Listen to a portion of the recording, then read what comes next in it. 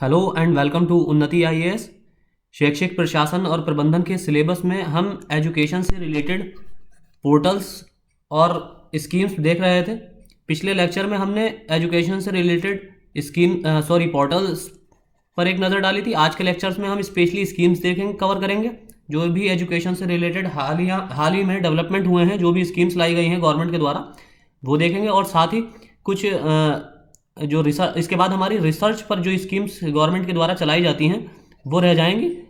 लेकिन इस लेक्चर में हम कुछ पिछले लेक्चर के हमारे पोर्टल दो तीन छूट गए थे, उसको भी हम कवर कर लेंगे साथ साथ। और साथ ही साथ रिसर्च के जो है हमारे लेक्चर्स हैं वो हम 1 या 2 दिन में ले आऊँगा, अगले कल शाम तक अपलोड कर दी जाएंगी, या मोस्टली मैं कोशिश करूँगा कि दिन में ही 10 बजे, जैसे कि मेरे चैनल पर अपलोड की जाती हैं 10 बजे। तो सबसे पहले तो उसके लिए सॉरी कि आज लेक्चर थोड़ा लेट आ रहा है, क्योंकि बहुत ज़्यादा रिसर्च करनी पड़ती है, बहुत ढूंढना पड़ता है, क्योंकि सब कुछ हम पढ़ नहीं सकते।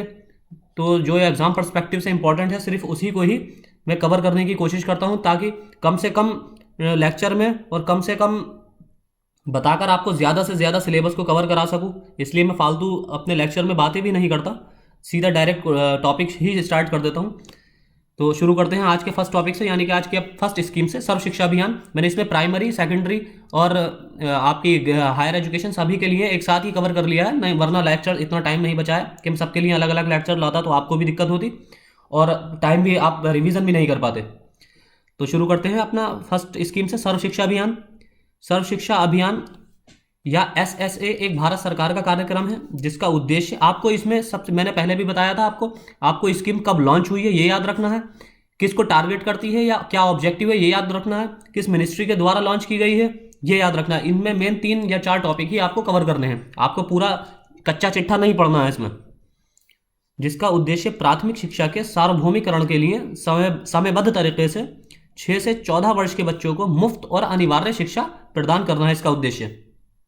तथा जिसे भारत के संविधान के 86वें संशोधन के तहत एक मौलिक अधिकार अनुच्छेद 21A के तहत प्रदान किया गया। मैंने आपको स्टार्टिंग में ही, जब हमारा फर्स्ट लेक्चर शुरू हुआ था एजुकेशन पर पार्ट 2 का, उसमें भी मैंने आपको शायद ये बताया था कि इसमें आप सिर्फ ये ना पढ़ें, इसको इस नज़रिए से ना पढ़ें कि ये पार्ट 2 का सिलेबस है। इसको जहाँ जहाँ ये ज्योग्राफी से कनेक्टेड होता है वहाँ आप ज्योग्राफी से भी कनेक्ट करके पढ़िए। यही पढ़ने का सही तरीका होता है कि आपको उस किसी पर्टिकुलर टॉपिक के सारे एस्पेक्ट आप पढ़ने हैं, आप उसी से ही आपकी सोच का दायरा पता चलता है कि आपकी थिंकिंग कितनी ब्रॉड है और आप कितने सुटेबल हैं जॉब के लिए, कि आप कितना ब्रॉडली सोच सकते हैं। जैसे कि इसको आप पॉलिटी से भी कनेक्ट करके पढ़ सकते हैं, जैसे 86th अमेंडमेंट आपको यहाँ से नहीं पूछा जाएगा, सेकंड पार्ट 2 से, हो सकता है पार्ट 1 से ही आपको इससे पॉलिटी से क्वेश्चन बनाकर दे दिया जाए कि ये आर्टिकल 21A संविधान में कब ऐड किया गया था, ऐसे क्वेश्चन पूछा जा सकता है। तो ज़रूरी नहीं है कि आपको सिर्फ जैसा दिया है वैसे ही आपको पढ़ना है, आपको थोड़ा अपनी थिंकिंग को भी ब्रॉड करते हुए चलना है। जहाँ फैक्ट देखें वहाँ आप उसको कनेक्ट करने की कोशिश करें। इस कार्यक्रम का नेतृत्व भारतीय प्रधानमंत्री अटल बिहारी वाजपेयी ने किया था, जिसका उद्देश्य 2010 तक 6 से 14 वर्ष के बीच के सभी बच्चों को शिक्षित करना था। और आपको पता ही होगा कि ये लक्ष्य कितना पूरा हुआ है। दूसरा है पढ़े भारत बड़े भारत। 2014 में मानव संसाधन विकास मंत्री स्मृति ईरानी ने पढ़े भारत बड़े भारत योजना शुरू की थी। ये देशव्यापी कार्यक्रम सर्व शिक्षा अभियान के तहत लागू किया गया है। सर्व शिक्षा अभियान में आपको बताता चलूँ एक अम्ब्रेला स्कीम है। अम्ब्रेला स्कीम वो स्कीम होती है कि जो एक बड़ी स्कीम होती हैं और उनके नीचे कई स्कीम कार्य करती हैं। जैसे कि ये एक SSA, इसमें SSA एक अम्ब्रेला स्कीम है, एक व्यापक स्कीम है, और इसके अंदर ही पढ़े भारत बड़े भारत इसका यानी कि एक कंपोनेंट है। कंपोनेंट के तौर पे आप इसको देख सकते हैं। इस कार्यक्रम का उद्देश्य बच्चों को बुद्धिमान और आत्मनिर्भर पाठक एवं लेखक बनाना है। यह उनके समझने के कौशल को सक्षम बनाता है, जो जीवन भर काम में आता है। इसमें विशेष आयु वर्ग के बच्चों को भी मानकों के मुताबिक शिक्षित किया जाता है। यह बच्चों को संख्याओं, आकृतियों और मापन जैसी घटनाओं के पीछे बुनियादी तर्क को समझने में मदद करता है। और हाँ, इसमें आप मुझे इस टॉपिक से एक चीज़ और याद आई, एसर की रिपोर्ट, जो प्रथम एक NGO प्रथम है, जिसका नाम प्रथम NGO का नाम है, ये एक रिपोर्ट जारी करता है एनुअली, एसर के नाम से, annual statics of education report, ऐसे ही इसका कुछ एक्रोनिम है। तो आपको ये रिपोर्ट भी नेट से सर्च कर लेनी है, वरना अगर मुझे टाइम मिलेगा तो मैं लेक्चर्स के साथ कोशिश करूंगा कवर करने की, क्योंकि मैं ये भी सोच रहा हूँ कि मैं नेशनल एजुकेशन पॉलिसी जो आई है उसको भी कवर कर लूँ कम टाइम में। मुझे बहुत ज़्यादा इसको कवर मेहनत करनी पड़ रही है इसमें। तो हो सकता है सारी चीज़ें मेरे लिए पॉसिबल ना हो, तो आप इसको खुद से भी एक बार प्रथम की रिपोर्ट को देख लेना। मुझे लगता है कि इससे क्वेश्चन बनाया जा सकता है, क्योंकि ये एजुकेशन रिपोर्ट पर ही बच्चों के किया जाता है सर्वे। तीसरा राष्ट्रीय माध्यमिक शिक्षा अभियान, RMSA, राष्ट्रीय माध्यमिक शिक्षा अभियान भारत सरकार के मानव संसाधन विकास मंत्रालय भारत भर के सार्वजनिक विद्यालयों में माध्यमिक शिक्षा के विकास के लिए केंद्र प्रायोजित योजना है। केंद्र प्रायोजित का मतलब मैं आपको बताता चलूं, central sponsored scheme, central sponsored. बहुत से बच्चे यहां पर यूपीएससी की तैयारी करने वाले भी होंगे, तो आपने देखा होगा कि ज़्यादातर स्कीम्स में जिक्र होता है, ये बताया जाता है कि ये सेंट्रल सेक्टर स्कीम है, कुछ होती है सेंट्रल स्पॉन्सर्ड स्कीम। तो बहुत से बच्चों को कंफ्यूजन रहता है कि सेंट्रल सेक्टर कौन सी होती है, सेंट्रल स्पॉन्सर कौन सी होती है। आज मैं आपको एक ऐसा डिफ्रेंशिएट करने का तरीका बताऊंगा कि आप आसानी से भूलेंगे नहीं उसको, बहुत मुश्किल ही होगा भूलना। अगर आप बिल्कुल ही मंद बुद्धि होंगे तो ही भूल सकते हैं। आप में से सभी ने लगभग IPL के बारे में सुना होगा। IPL जो मैचेस होते हैं क्रिकेट T20, इसके बारे में सुना होगा। आपने देखा होगा कि जो बाउंड्री लाइन पर आसपास बोर्ड लगाए जाते हैं, उसमें आपने देखा होगा कि एडवर्टीजमेंट चलते रहते हैं। तो वो एडवर्टीजमेंट कंपनीज जो होती हैं वो इस तरह से IPL की स्पॉन्सरशिप लिए हुई होती हैं। तो स्पॉन्सर का मतलब ये है कि जिसमें सेंट्रल गवर्नमेंट की स्पॉन्सरशिप हो, यानी कि शेयर हो। शेयर का मतलब यहां पर सेंट्रल गवर्नमेंट की भी हिस्सेदारी होगी और स्टेट गवर्नमेंट की भी हिस्सेदारी होगी, और हो सकता है कि और अन्य भी कोई स्टेक होल्डर हो, जैसे कि कोई NGO हो या कोई बैंक हो या और भी कोई बड़े ऑर्गेनाइजेशन हो, तो वो भी उनकी हिस्सेदारी हो सकती है। लेकिन जो सेंट्रल सेक्टर स्कीम होंगी वो फुल्ली फंडेड होंगी बाय सेंट्रल गवर्नमेंट, उनमें फुली फंडिंग सेंट्रल गवर्नमेंट द्वारा की जाएगी। और जो स्पॉन्सरशिप होगी जिसमें, तो आप इसको स्पॉन्सरशिप IPL के जो होर्डिंग्स लगी होती हैं बाउंड्री लाइन के आसपास, उसके थ्रू ही याद रख सकते हैं कि ये होर्डिंग्स जो हैं इनके द्वारा लगाई जाती हैं, जिन कंपनीज के द्वारा वो IPL की स्पॉन्सरशिप ली हुई होती हैं। तो मैं उम्मीद करता हूं कि आप सब लोगों को ये समझ में आ गया होगा डिफरेंशिएशन का। तो इसका उद्देश्य, इसे मार्च 2009 में शुरू किया गया था, इस RMSA स्कीम को, राष्ट्रीय माध्यमिक शिक्षा अभियान को। इसका उद्देश्य सभी माध्यमिक विद्यालयों को निर्धारित मानदंडों के अनुरूप बनाने में के माध्यम से माध्यमिक स्तर तक पर प्रदान की जाने वाली शिक्षा की गुणवत्ता में सुधार करना, लिंग, सामाजिक, आर्थिक और विकलांगता बाधाओं को दूर करना है, यानी कि जेंडर, सोशल, इकोनॉमिक और डिफरेंटली एबल्ड जो हर्डल्स होते हैं उनको दूर करना। 2017 तक माध्यमिक स्तर की शिक्षा के लिए सार्वभौमिक पहुंच, यानी कि यूनिवर्सल एक्सेस। इसका मतलब ये कहना चाह रहे हैं इसमें कि 2017 तक माध्यमिक स्तर पर जो हमारा लिटरेसी रेट हो वो 100% हो, जो कि नामुमकिन है। 2020 तक छात्रों का सार्वभौमिक धारण क्षमता प्रदान करना। आगे हमारे राष्ट्रीय उच्चतर शिक्षा अभियान। मैंने सिर्फ वही पॉइंट्स कवर किए हैं जो आपके एग्जाम पर्सपेक्टिव से इंपॉर्टेंट है, क्योंकि एग्जाम ऑब्जेक्टिव है तो जाहिर है आपको लिखना तो है नहीं उसमें, तो सिर्फ फैक्ट ही पूछे जाएंगे आपसे। तो फैक्ट के पर्सपेक्टिव से ही मैंने सिर्फ इसमें अपने लेक्चर्स में टॉपिक्स को कवर किया है, स्कीम्स को कवर किया है। मानव संसाधन विकास मंत्रालय राष्ट्रीय उच्चतर शिक्षा अभियान कार्यक्रम का संचालन करने वाली नोडल एजेंसी है। इंपॉर्टेंट है, आपको इसको याद रखना है इस स्कीम को।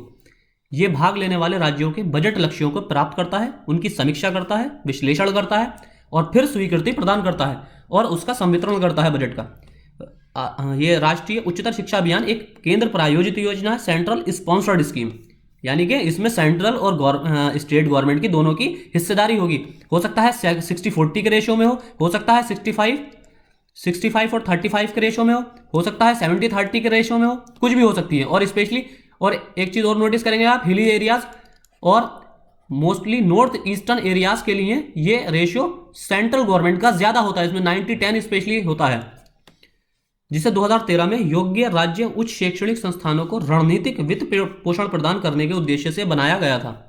केंद्रीय अनुदान सामान्य श्रेणी के राज्यों के लिए 65-35 के रेशो में, जैसे कि मैंने आपको ऊपर बताया, और विशेष श्रेणी के राज्यों के लिए 90-10, 90 और 10, यानी कि 90% हिस्सेदारी केंद्र की होगी और 10% हिस्सेदारी उस संबंधित राज्य की होगी।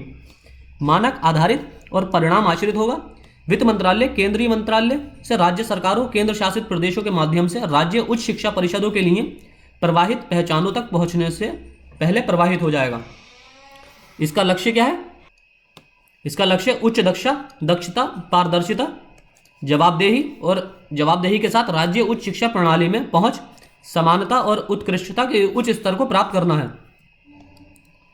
फिर उच्चतर आविष्कार योजना, 6 अक्टूबर 2015 को उच्चतर आविष्कार योजना की घोषणा की गई थी, जो एक उच्च व्यवस्था के नवाचार को बढ़ावा देने के उद्देश्य से उद्योग की आवश्यकताओं को सीधे प्रभावित करती है, जिससे भारतीय विनिर्माण की प्रतिस्पर्धा में सुधार होता है। इसका उद्देश्य क्या है?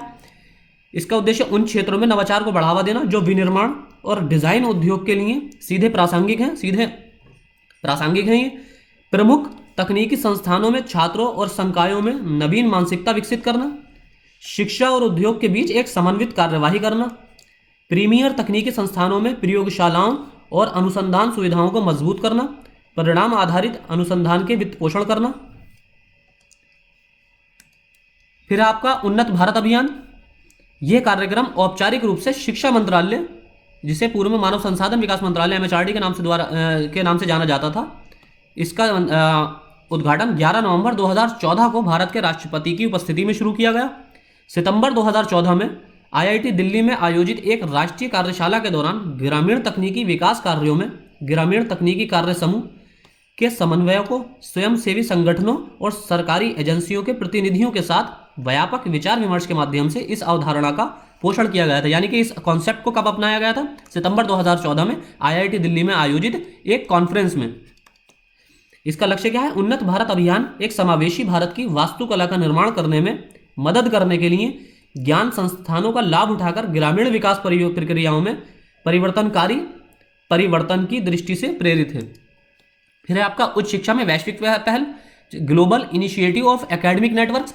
यहाँ एक चीज़ और मैं आपको बताता चलूँ कि यहाँ पर जिन स्कीम्स के नाम इस तरह के हैं, आप उनको स्पेशली इस तरह के नाम, बल्कि सारी स्कीम्स के नाम आप कोशिश करिए कि इंग्लिश में ही याद रखें, क्योंकि ट्रांसलेशन में आपको वहाँ दिक्कत आ सकती है हिंदी में, और नाम रखना भी आसान नहीं होगा, इसलिए आप इसके नाम स्कीम्स के इंग्लिश में ही याद रखें।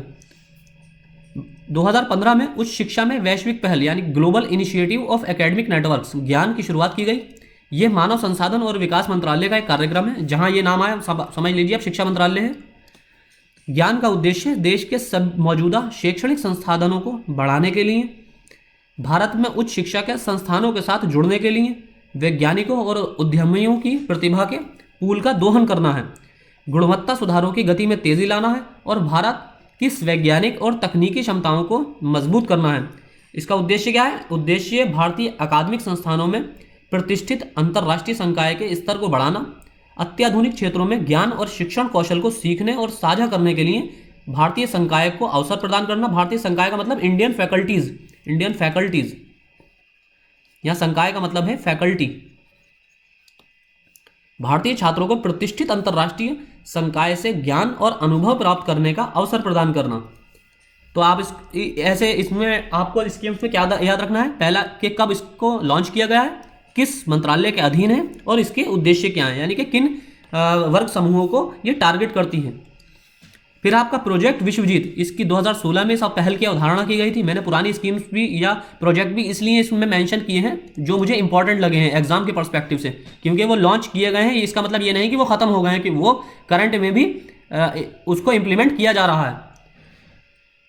इसका उद्देश्य 7 भारतीय प्रौद्योगिकी संस्थानों 7 IITs से मिलाकर जो वैश्विक शैक्षणिक रैंकिंग में शीर्ष पायदान पर पहुंचना था। 7 IITs जो इस परियोजना का एक हिस्सा होंगे, उनमें कौन शामिल है? IIT Bombay, IIT Delhi, IIT Madras, IIT Kharagpur, IIT Guwahati, IIT Roorkee और IIT कानपुर। इस प्रोजेक्ट को मानव संसाधन विकास मंत्रालय द्वारा शुरू किया गया था। विश्वजीत का अर्थ है दुनिया पर विजय प्राप्त करना। यह लक्ष्य पहलों के एक सेट के माध्यम से इन 7 IIT को विश्व स्तर पर प्रतिष्ठित संस्थानों के रूप में बनाने का विचार है। फिर higher education financing agency HEFA, बहुत इंपॉर्टेंट है ये आपके लिए, क्योंकि इसमें बजट में, इस साल के बजट में इसको भी कुछ फंडिंग दी गई है। हायर एजुकेशन फाइनेंसिंग एजेंसी, मैं कोशिश करूंगा कि आपको एक बजट की डायरेक्ट PDF प्रोवाइड करा दूं 2020-21 के लिए, जो बजट एजुकेशन की फील्ड में एलोकेट किया गया है। आप उस पर एक नज़र, एक ओवरव्यू ले लेना, हो सकता है कि उससे कोई फैक्ट पूछ लिया जाए। हैफा भारत के प्रमुख शैक्षणिक संस्थानों में शैक्षिक बुनियादी ढांचे और अनुसंधान और विकास के निर्माण के लिए वित्तीय सहायता प्रदान करता है। हैफा 31 मई 2017 को शिक्षा मंत्रालय, भारत सरकार और कैनरा बैंक का एक संयुक्त उद्यम के रूप में बनाया गया था। यानी कि इसमें किसकी हिस्सेदारी है? गवर्नमेंट ऑफ इंडिया और कैनरा बैंक। जिसमें भारत सरकार और कैनरा बैंक की क्रमशः 90.91 और 9.09% के अनुपात में भागीदारी है। 91:9 के रूप में के अनुपात में हिस्सेदारी है। भारत, इसका उद्देश्य क्या है? भारत के उच्च शिक्षा संस्थानों में पूंजीगत परिसंपत्तियों के निर्माण के लिए कम ब्याज दरों पर समय पर वित्त प्रदान करना और कॉरपोरेट से CSR कॉरपोरेट सोशल रेस्पॉन्सिबिलिटी, सामाजिक उत्तरदायित्व होता है ये, से फंड और दूसरों से अनुदान को प्रवाहीकृत करके अनुदान के साथ पूरक करना। कॉरपोरेट सोशल रेस्पॉन्सिबिलिटी, ये 2% दिया जाता है कंपनीज के द्वारा जिनका टर्नओवर या जिनका प्रॉफिट एक लिमिट से ज़्यादा होता है, जैसे 1 करोड़ या 2 करोड़ से ज़्यादा होता है। जिन कंपनियों का, ऐसी कंपनियां शिक्षा के क्षेत्र में, शिक्षा के क्षेत्र में नहीं, ये किसी पर्टिकुलर क्षेत्र के लिए नहीं दिया जाता, CSR प्रोवाइड नहीं किया जाता है। ये गवर्नमेंट एक तरह से टैक्स के रूप में लेती है। इसको 2% कंपनीज को खर्च ही करना होता है जिनका प्रॉफिट एक लिमिट से ज़्यादा होता है। फिर है शाला अस्मिता योजना। केंद्र सरकार की शाला अस्मिता योजना दुनिया की सबसे बड़ी छात्रों की निगरानी रखने की योजना है। इस योजना का संचालन केंद्रीय मानव संसाधन मंत्रालय द्वारा 3 जून 2017 को किया गया था। अस्मिता का पूर्ण रूप all school monitoring individual tracing analysis है। एक चीज़ मैं आपको यहाँ बताता चलूँ कि ये क्योंकि असिस्टेंट रजिस्ट्रार की पोस्ट इग्नू की है और इग्नू सेंट्रल गवर्नमेंट के अंडर में आता है, तो आपको स्कीम्स जो कवर करनी है वो स्पेशली सेंट्रल गवर्नमेंट की ही करनी है। लेकिन जिन स्टेट स्कीम्स को आपने देखा होगा, स्पेशली कुछ स्टेट्स ऐसे हैं जैसे झारखंड और पश्चिम बंगाल या राजस्थान की कुछ स्कीम्स ऐसी हैं जिनको वर्ल्ड बैंक द्वारा या अन्य इंटरनेशनल ऑर्गेनाइजेशन जो एजुकेशन से रिलेटेड हैं उनके द्वारा इनको पुरस्कृत किया गया है, अवार्ड दिए गए हैं। तो उन स्कीम्स को भी आपको बहुत ज़्यादा फोकस करना है, क्योंकि हो सकता है उनसे क्वेश्चन पुट अप कर लिया जाए कि जैसे कि एक पश्चिम बंगाल की योजना थी। मैं आपको उसका अगले लेक्चर में, अगर हो सकता है, अगर मुझे मौका मिला तो मैं उसे कवर करूंगा, ज़रूर करूंगा। उसमें उसको वर्ल्ड बैंक द्वारा पुरस्कृत किया गया था। उसमें वो थोड़ी माध्यमिक शिक्षा के लिए, स्पेशली गर्ल्स एजुकेशन के लिए स्कीम बनाई गई थी ममता बनर्जी के द्वारा, सरकार द्वारा। तो वो आपको कवर करनी है। फिर है देश के भविष्य विद्यार्थियों के शिक्षा गतिविधियों एवं विद्यालयों में उपलब्ध संसाधनों के उचित उपयोग की निगरानी के लिए केंद्र सरकार द्वारा किया गया एक सराहनीय पहल है। इस योजना के माध्यम से देश भर के सरकारी और प्राइवेट विद्यालयों के कक्षा 1 से 12वीं कक्षा के छात्रों के शिक्षा संबंधी गतिविधियों को ट्रैक किया जाता है। इसका क्रियान्वयन देख लेते हैं। शाला अस्मिता योजना का क्रियान्वयन, इसके तहत छात्रों की गतिविधियों पर नजर रखने के लिए उनके आधार नंबर का प्रयोग किया जाएगा। अगर किसी छात्र के पास आधार नहीं है तो स्कूल के माध्यम से उसे यूनिक आइडेंटिफिकेशन नंबर दिया जाएगा। शाला अस्मिता योजना का संचालन केंद्र एवं राज्य सरकार मिलकर करती हैं, यानी कि ये भी सेंट्रल स्पॉन्सर्ड स्कीम है। फिर शाला अस्मिता योजना का उद्देश्य, इसका उद्देश्य सरकारी स्कूलों में शिक्षकों या प्रिंसिपल के नहीं रहने पर शिक्षा नहीं मिल पाने की समस्या को दूर करना है। फिर सूचना एवं संचार तकनीकी की मदद से छात्रों की मॉनिटरिंग करने की व्यवस्था की गई है। इसमें स्कूल की पढ़ाई बीच में छोड़ देने की वजह तलाशना और उसे दूर करने के उपाय करना शाला अस्मिता का उद्देश्य है। स्कूल में छात्राओं के साथ अन्य स्टाफ की गतिविधियों पर भी शाला अस्मिता से नज़र रखी जाती है। फिर शाला अस्मिता के जरिए स्कूल का रिपोर्ट कार्ड भी बनाया जा सकेगा। अगला यह सारांश, ये एक पोर्टल है। सारांश, ये कुछ मैंने आपको बताया था, जैसा लेक्चर शुरू होने से पहले कुछ 1-2 पोर्टल छूट गए थे जिसको मैं इस लेक्चर में कवर कर रहा हूँ। सारांश भारत में केंद्रीय माध्यमिक शिक्षा बोर्ड CBSE द्वारा शुरू किया गया एक वेब पोर्टल है जिसका उद्देश्य स्कूलों में सूचना और संचार तकनीकी को बढ़ावा देना है।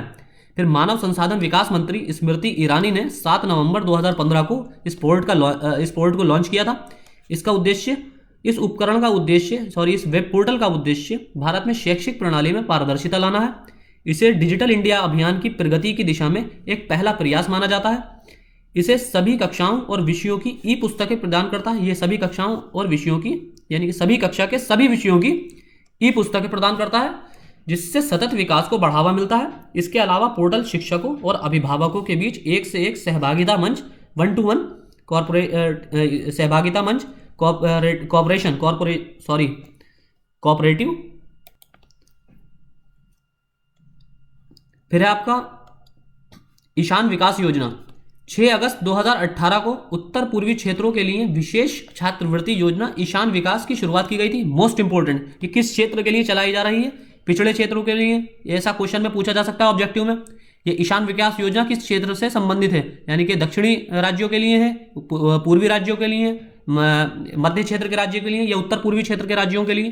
तो ईशान विकास योजना आपकी उत्तर पूर्वी क्षेत्रों के राज्यों क्षेत्र के छात्रों के लिए छात्रवृत्ति योजना है।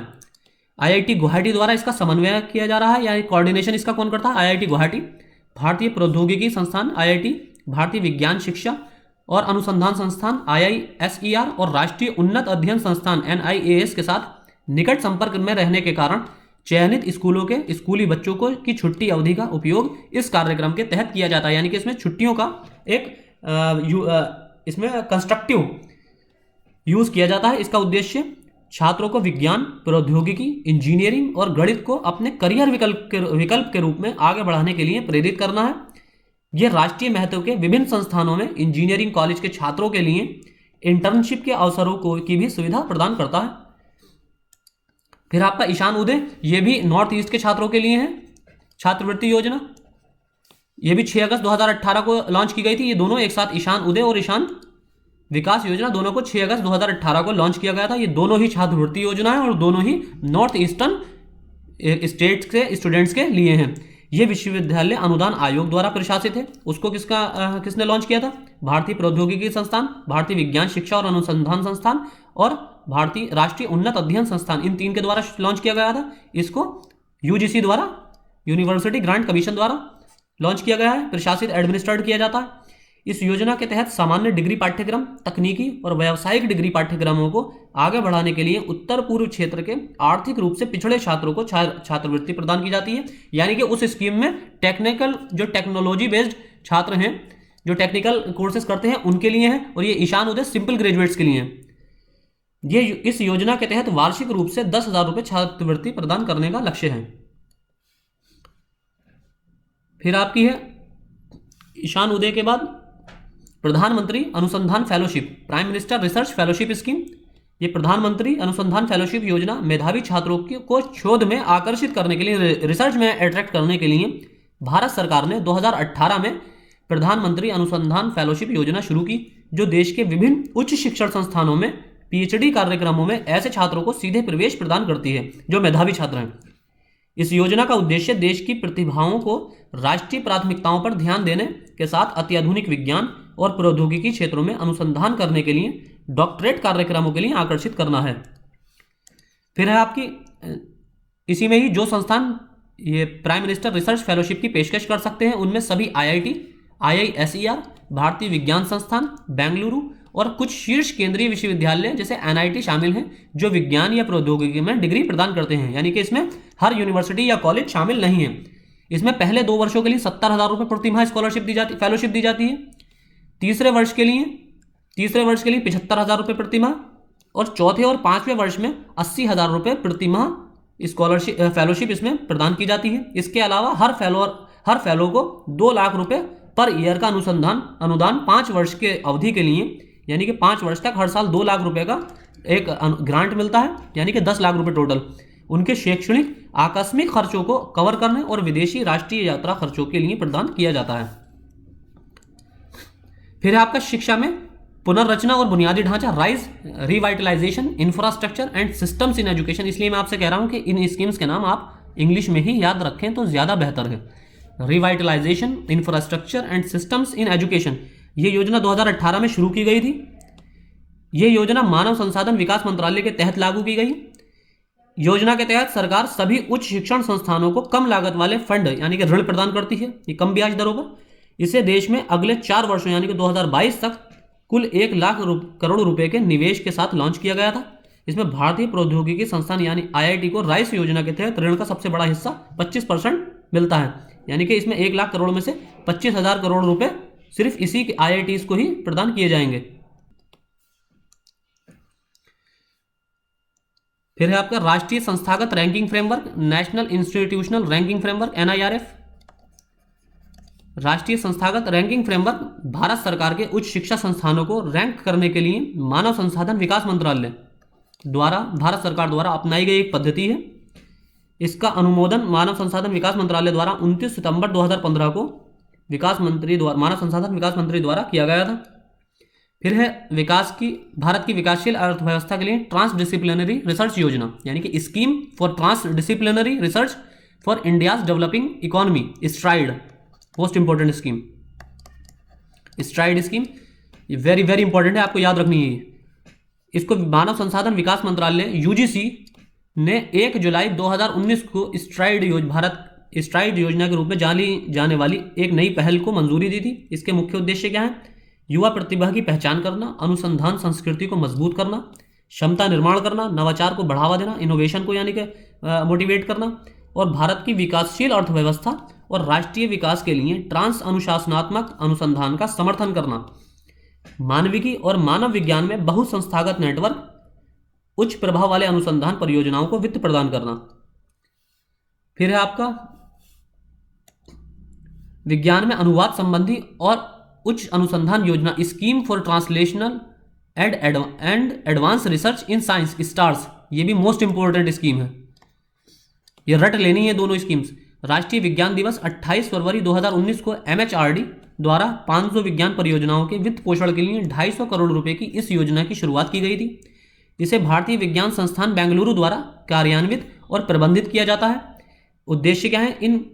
उन विज्ञान परियोजनाओं को वित्त पोषित करने के लिए जो अनुवादकारी हैं, जिनका ट्रांसलेशन होना ट्रांसलेबल है, अर्थात जिनका देश की प्रगति के लिए एक प्रत्यक्ष और पारदर्शी तरीके से प्रतिस्पर्धी प्रक्रिया के माध्यम से सीधा प्रभाव है।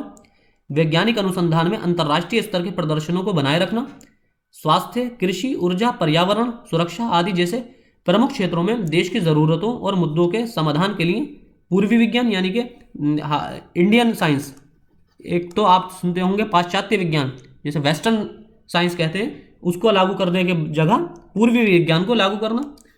फिर सामाजिक विज्ञान में प्रभावकारी नीति अनुसंधान यानी कि इम्पैक्टफुल पॉलिसी रिसर्च इन सोशल साइंस, इम्प्रेस, ये भी बहुत इंपॉर्टेंट स्कीम है। इम्प्रेस भारत सरकार के मानव संसाधन विकास मंत्रालय की एक पहल है, जिसे भारतीय सामाजिक विज्ञान अनुसंधान परिषद द्वारा कार्यान्वित किया जा रहा है। इसे अगस्त 2018 में लागू किया गया था। इसका उद्देश्य शासन और समाज पर अधिकतम प्रभाव के साथ सामाजिक विज्ञानों में अनुसंधान प्रस्तावों की पहचान करना और उन्हें वित्त प्रदान करना। फिर अनुसंधान पर ध्यान केंद्रित करने के लिए व्यापक विषयगत क्षेत्र जैसे राज्य और लोकतंत्र, शहरी परिवर्तन, मीडिया, संस्कृति और समाज, रोजगार, कौशल और ग्रामीण परिवर्तन, शासन, नवाचार और सार्वजनिक नीति, विकास, स्थूल व्यापार जिसे माइक्रो ट्रेड कहते हैं, सॉरी मैक्रो ट्रेड यहाँ समष्टि भी कह सकते हैं, समष्टि व्यापार, और आर्थिक नीति, कृषि और ग्रामीण विकास, स्वास्थ्य और पर्यावरण विज्ञान, शिक्षा, सोशल मीडिया और प्रौद्योगिकी, राजनीति, कानून और अर्थशास्त्र, इन 11 व्यापक क्षेत्रों में अनुसंधान करने के लिए इसे लॉन्च किया गया है। स्कीम को अधिसूचित करने और आवेदन करने से पहले उप विषयों क्षेत्रों का निर्धारण विशेषज्ञ समूह की सलाह के आधार पर किया जाएगा। तो आज के लेक्चर में सिर्फ इतनी ही स्कीम हमने कवर की है। इसके आगे 1 या 2 लेक्चर्स में मैं बाकी रिसर्च स्कीम्स और जो कोविड-19 के टाइम पे स्पेशली जो गवर्नमेंट द्वारा इनिशिएटिव्स लिए गए थे, हमारे ई स्कीम्स जो ई पोर्टल लॉन्च किए गए थे, मैं उनको एक ही लेक्चर में कवर करने की कोशिश करूंगा। तो आज के लेक्चर में इतना ही। Thank you.